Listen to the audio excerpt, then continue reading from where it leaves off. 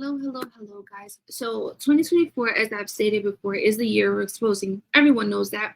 Um, a lot of these groups are getting outed, but unfortunately, the victims are no longer here with us because people don't report it, and I don't understand why these monsters are among us. I really don't, but they have been among us for a very long time. I'm gonna cover a story today that sickens me, but it doesn't shock me at all. As you see the title, father and step grandfather arrested for killing his daughter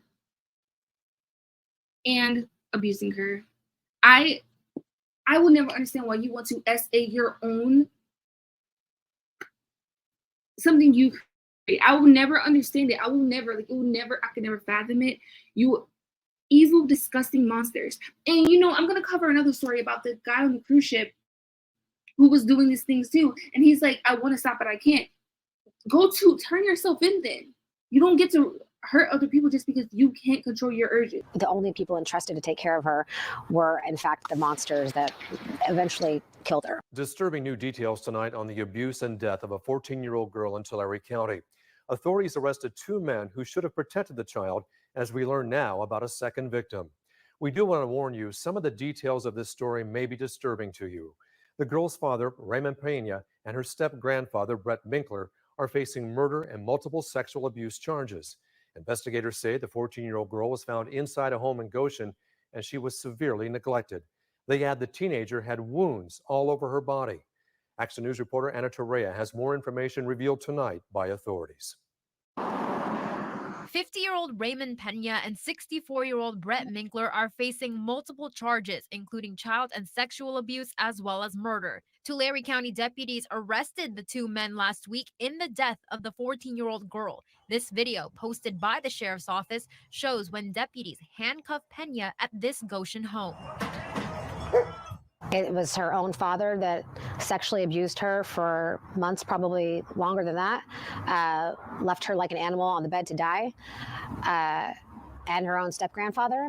Back in January, deputies got a call from a young girl that she had a hard time breathing. When deputies arrived at the home, the two men told deputies a girl wasn't there.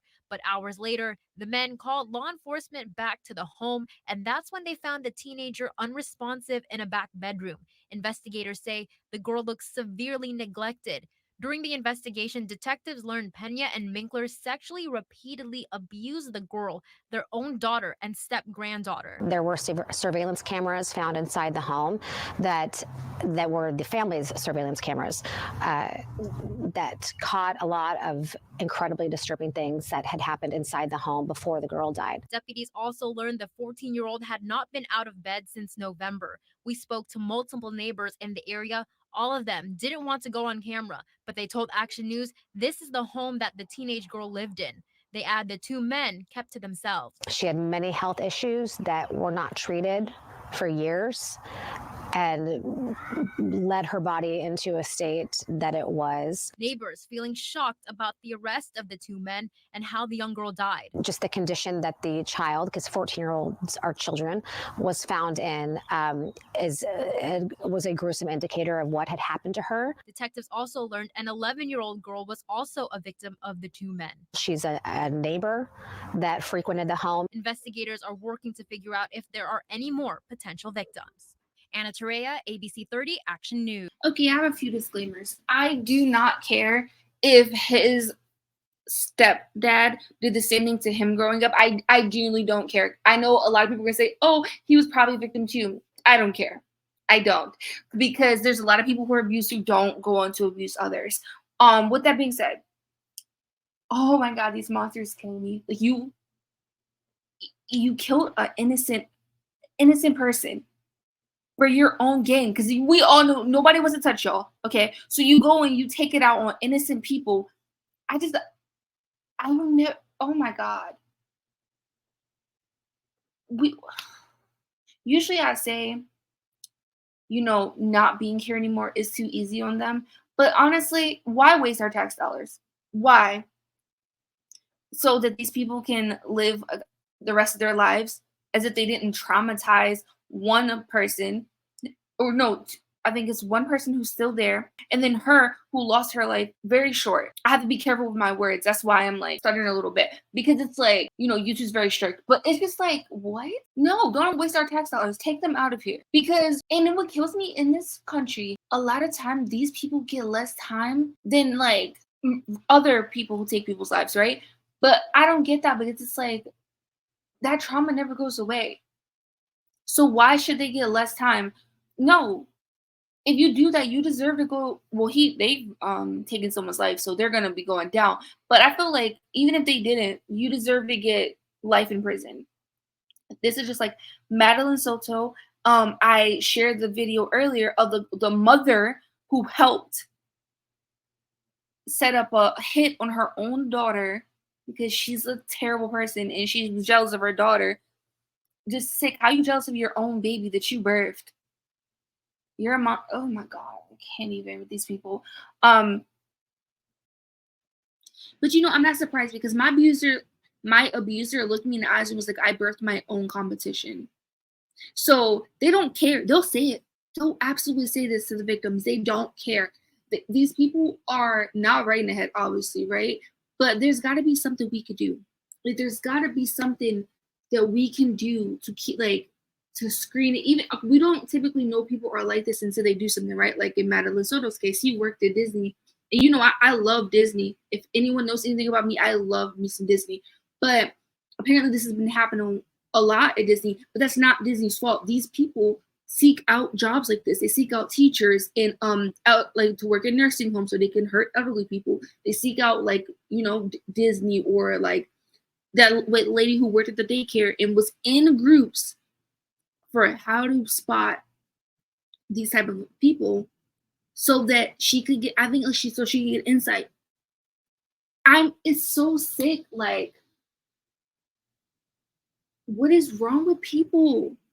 I don't get it. Like, I only know, but like my abuser said to me, they were monsters, and they would literally, I'm ruining their life if I tell anybody. And that's probably like these kids are afraid to say anything, because if they say something, you know, half the time, are they going to be believed?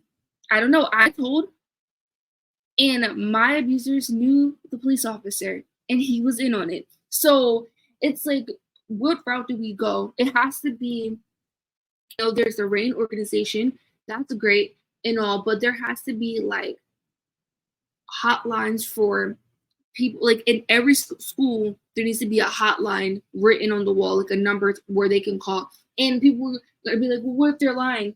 Okay, first of all, that's why you investigate. That's why you investigate. Isn't that the whole purpose of an investigation?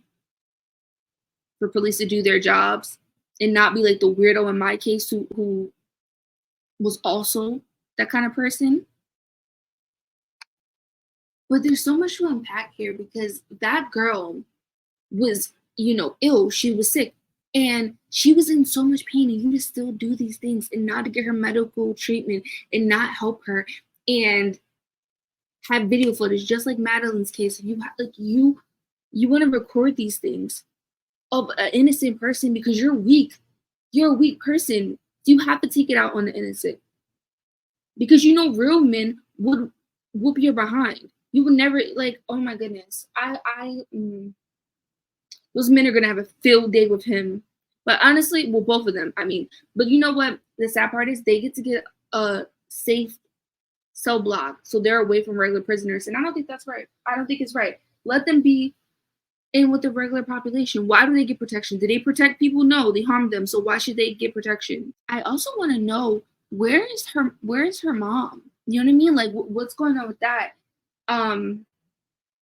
Unfortunately, being that these sometimes, you know, they had a house, right? And sometimes with them having a house, it'll make them look more stable than what they really are. And they'll get custody when they shouldn't have it. Do you get what I'm saying? And that happens in a lot of cases. Or the person who's doing the harm can have any. It can be any of these situations where those things happen and they get control over the situation, which we all know narcissists love control. Okay, another point I want to make is the other person who was, I guess, a friend of the victim also became a victim, and that is so common. And it's horrible because it's like, imagine you go to hang out with somebody and then you get victimized in their home. Now, this is why I don't believe in sleepovers. I don't believe in play dates at people's houses. No, y'all can play outside. That's just my opinion. And I feel like people should adopt that, because why I need to be able to see my children at all times. You know what I mean? If I was to have children, because I don't know that I will, because I hate the way society is going. But if I did, I would want them to be in my, eyesight at all times when they're not in the house. It's just terrible. It's like she's going over there, she's playing, and then she ends up becoming a victim herself. That's happened, to me, not to this extent, but like where I've been around some real creepers, and my friends are the ones who put me around them. And I'm like, what is wrong with you? Why would you invite me over here knowing that this person is a creeper? And I'm not blaming this little girl. I'm talking about, like, in my situation, that was just like, why would you bring me and you know that this person's like that? It made no sense. And this is exactly why I just, oh my goodness. It's like, how do you prevent this? You don't know until it's too late. 90% of the time, you just don't know. And that's the sad part about it. But once you know, no getting out of jail. I don't believe that they can be rehabilitated. Even if they can, too bad. You harmed another person. You traumatized that person for life. You don't deserve to be able to walk freely after what you did to another human being. You don't. And, back to what I was saying about, like, my friends being in a situation, it was like, they were like, as long as it don't happen to me, I don't care. Like, it's crazy. Self-preservation is crazy. But the main reasons why I just don't believe in, sleepovers or anything like that, because I remember waking up at a sleepover and their brother was squatted next to me, like in the bed, like squatted. Like, I'm like, what are you doing? And I never fell asleep. I could never sleep at anyone's house after that. And like, they're just acting like it's normal. Oh, he just likes you. Who says that to someone after someone does that? Put that person in prison. Like, what is happening? Why are we normalizing these things? Of course they were kids, but it's terrible. And this person reached out to me. Don't reach out to me. I get it. You may have changed. You may have grown up. I don't want to talk to you. It was weird then. They were like older. They were like practically an adult. So no, it was, I just don't get how people think that this is okay. Absolutely not. And that's a common thing when men or women, because I don't do that, like, whole gender bias thing. No, because women have absolutely done this just as much to me and to other people. When people are harassing others, people are always like, oh, take it as a compliment. It's not a compliment if you don't want it. If it's like the first time, it may be a compliment, like, oh, like, you're pretty. But once they keep pushing and pushing, that becomes harassment. I don't care if it's towards a man or a woman. And I hate when people be like, oh, if it's a man, right, they'll be like, oh, toughen up. Don't tell nobody to toughen up. But they don't want that unwanted attention. They don't want it. Leave them alone. And I'm always the one that have to defend people, typically when this happens in public, because, like, a lot of people, they're just bystanders. But it just infuriates me, mainly because of what I went through, right? Like, I didn't feel like I had protection, so I feel like I always have to protect other people or defend them at least, But back to this story, people are monsters, and we need tougher laws. Like, we need to revamp the whole book, throw the book at them. Well, these people, they've taken someone's life, so they're not getting out. But in general, just it shouldn't have to get to this point. Because there's another story I'm gonna cover when that person, I did cover it in my short, that person, he had already offended and he was let out and he did it again. So it's like, come on now, the state, the county, y'all need to get better at communicating, because it's not like, you can't keep putting people's lives in danger. There's so many stories I'm gonna cover. This is a sensitive topic to me. This is something that, like, I'm gonna always advocate for, whether I was a victim or not, but I was a victim, and oh my God, I hate people like this. Anyway, this is all for this video. Thank you.